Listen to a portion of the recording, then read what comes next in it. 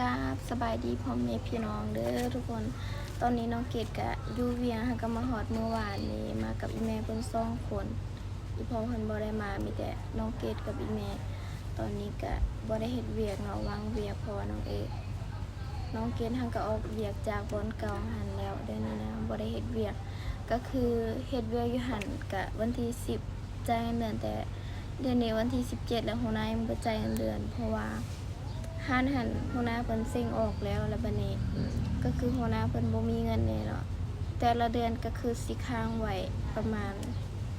จากอาทิตย์นึง2 อาทิตย์จังจ่ายเงินให้เงินเดือนยากก่อนสิได้เงินเดือนอยู่บนเฮ็ดเวียกนะ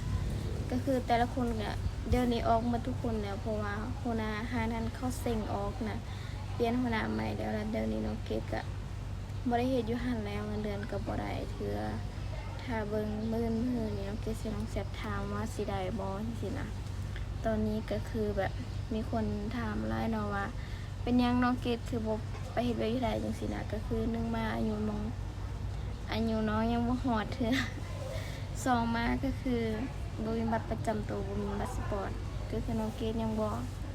ได้กลับบ้านเทื่อเนาะถ้าได้กลับบ้านก็สิไปเฮ็ดตอนนี้ยังบ่มีเวลาเทื่อนะบ่มีเวลาไปเฮ็ดมีเวลาแต่บ่มีเงินไปบ่มีเงินไปแน่เพราะเฮ็ดมันก็ปีกายน้องเกดก็ได้เมื่อบ้าน เมื่อไปเฮ็ดแต่เขาว่าอายุยังบ่ฮอดเฮ็ดบ่ได้ถ้าบ่ซันน้องเกดก็เฮ็ดได้แต่โดนแล้วแต่เสียทีเขาว่าอายุยังบ่ฮอดอายุ18 ปีขึ้นไปแต่ตอนนี้น้องเกดก็ได้15 16นี่แหละ15สิเข้า16ปีนั้นก็16ยังเฮ็ดบ่ได้เทื่อเนาะทุกคนก็คือถ้าไม่อยากไปบ่น้องเกดก็อยากไป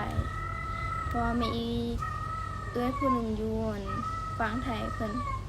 ก็อยากให้น้องไปเฮ็ดเวียกนำแต่ก็คือไปบ่ได้นะเพราะว่าอายุยังบ่ฮอดไงถ้าอายุพอ18 ปีเฮ็ดบ่ได้ติบ่เฮ็ดเวียกที่ไทยนี่นะอันนี้ก็ได้15 16ก็คือเรียนไปยังบ่ได้จบจังซี่นะยานแบบบ่ผ่านแหน่ก็เลยบ่ได้ไป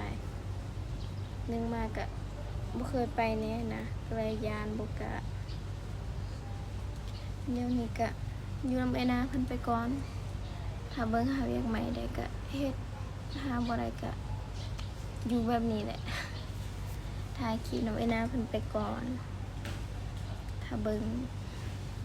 หาเวียกใหม่ได้